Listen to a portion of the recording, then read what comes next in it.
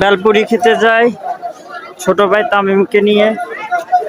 আজকে দেখি কি অবস্থা, বেলপুরি অনেক ভিড় লেগে গেছে, অনেকে খাওয়া শুরু করে দিছে।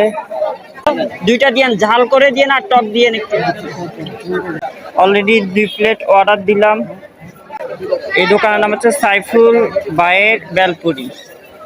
এই বেলপুরি খুবই মজা, এখানে সবাই খেতে আসে। এই পাশে শরবত বিক্রি হচ্ছে, এই কর্নারে ফল বিক্রি হয়। এটা হচ্ছে ডি ব্লক পানির ট্যাঙ্কি।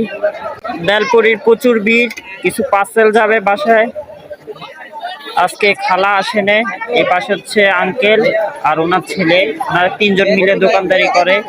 খালা নাই বলে আজকে 2 জন দিয়ে পারতেছে না।